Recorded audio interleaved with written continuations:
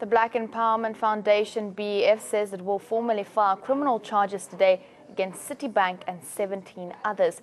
The charges stem from foreign exchange collusive practices that Competition Commission has been investigating.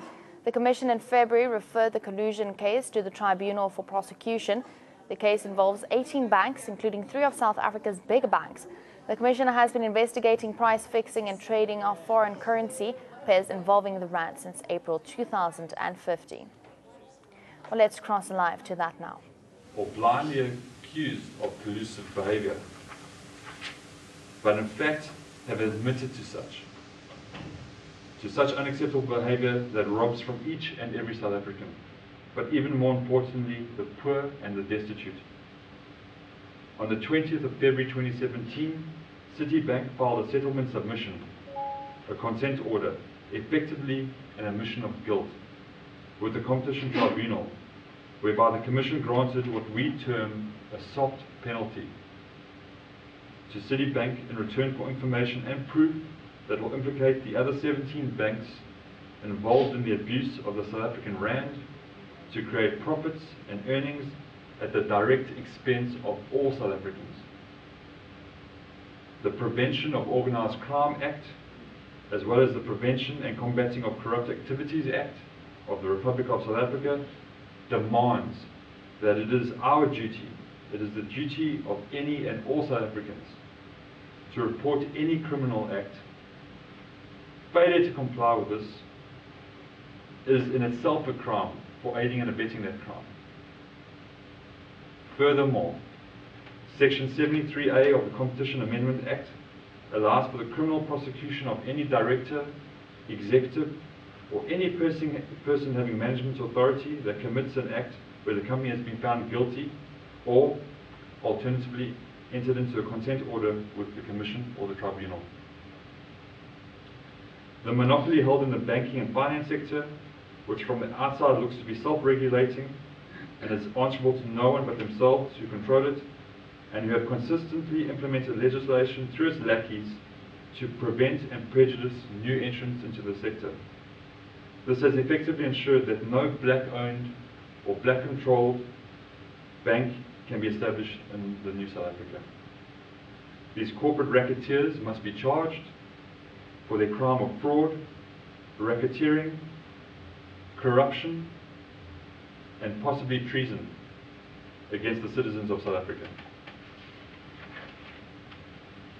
Furthermore, it is our intention to similarly challenge and charge all the CEOs, the likes of Ms. Ramos and her executives from Absa Bank, who are currently negotiating their soft settlements with the Commission.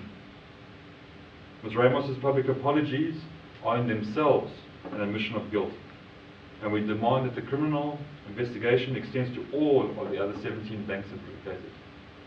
It is our intention to charge all of the implicated banks at the appropriate time. With regards to those co-conspiring banks that took part from foreign shores, the Empowerment Foundation intends to execute proceedings against these racketeers in the US justice system, utilizing amongst other tools the Alien Tort Statute.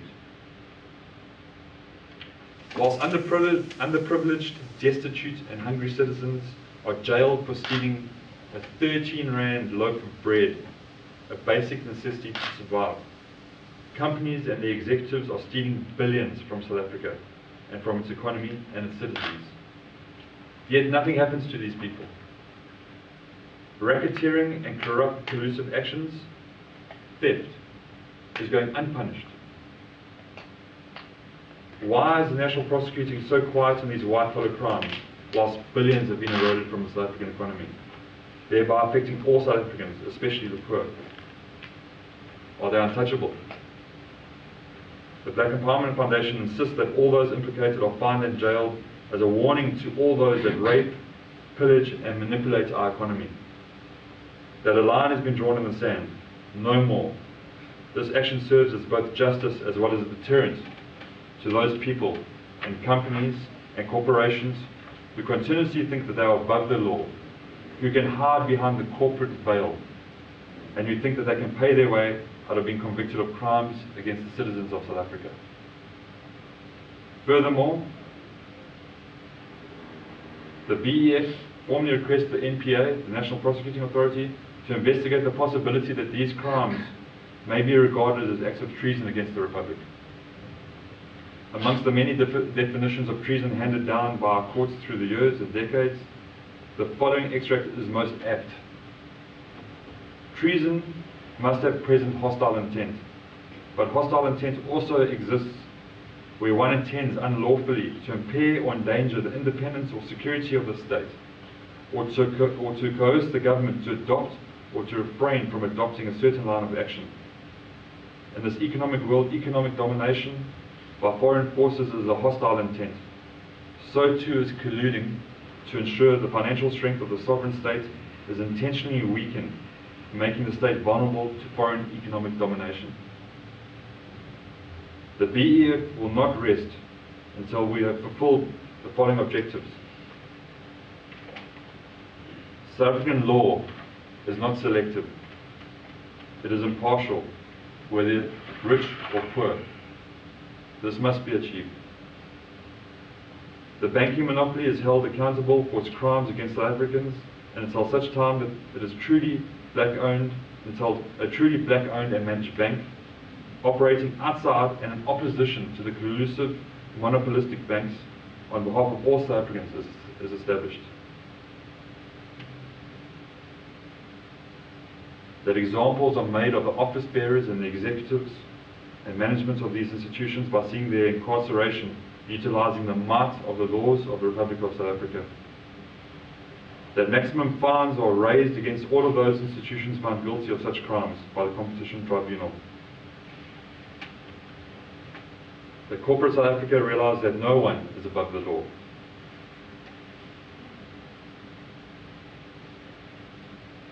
That a commission of inquiry into this reported crime be established to establish the exact losses suffered by the country.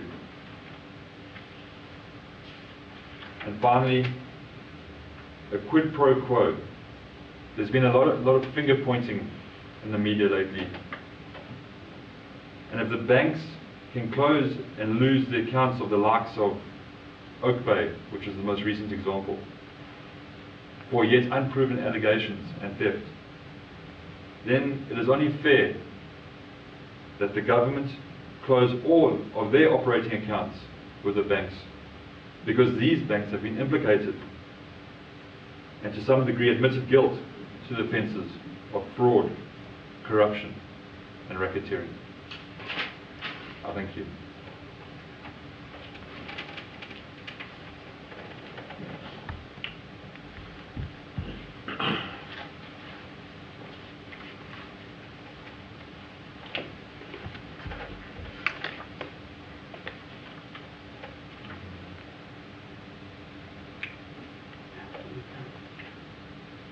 I think that's the end of the statement per se.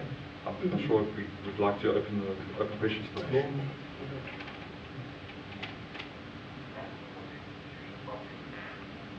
Thank you so much.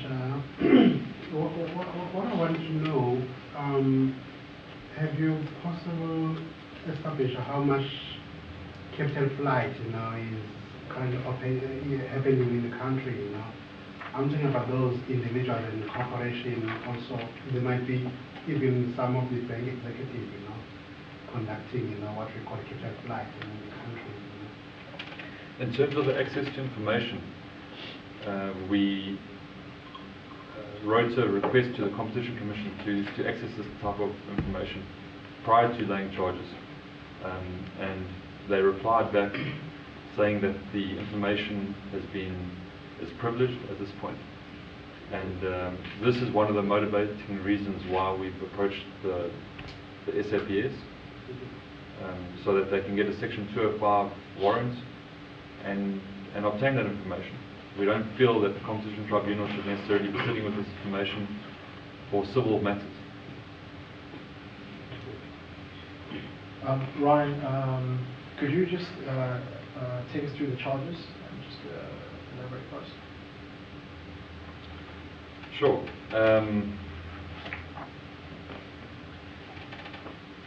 In terms of the Prevention of Organised Crime Act, which is POCA, and the Prevention and Combating of Corrupt Activities Act, which is PRECO. We feel that there are strong cases and in fact proof that these transgressions of these laws have occurred, and therefore have requested that the SAPS take action against it. We know that one of the charges was leveled against the bank was fraud, but do you know of any other crimes besides fraud that the banks have committed? And another thing, do you think government is doing enough to regulate these banks?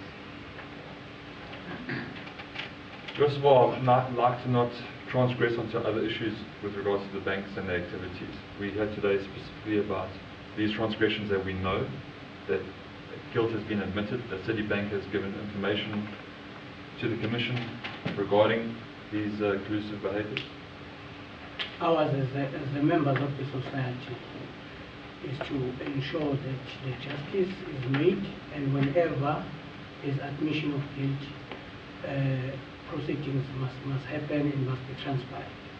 That is why we tried to get the information about the details of this case. So we were told that this is still a profile issue, or is an issue of privilege at the moment.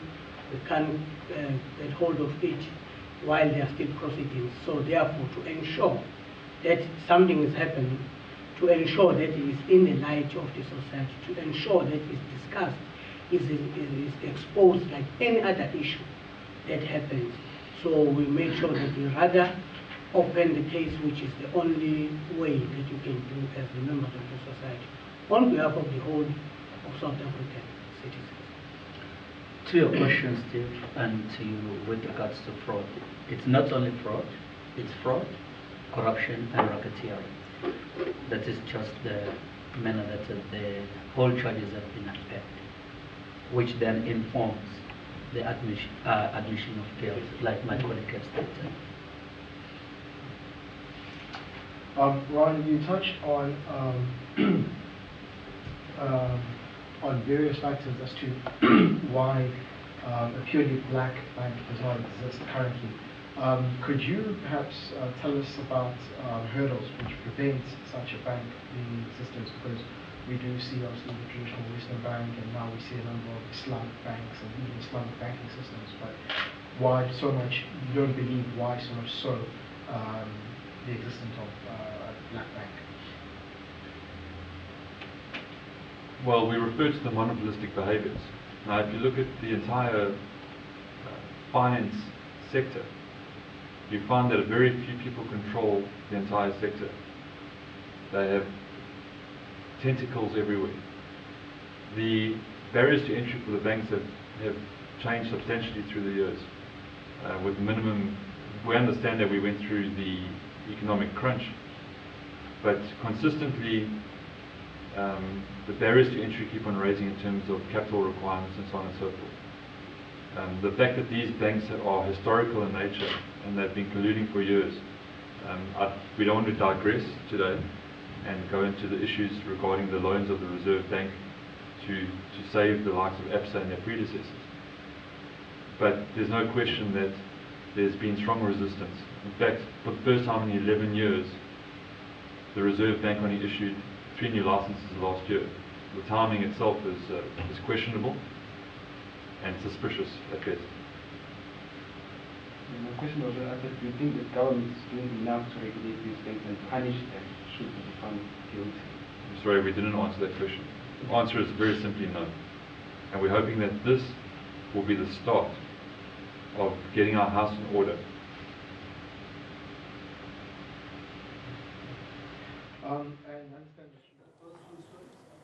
Well, that's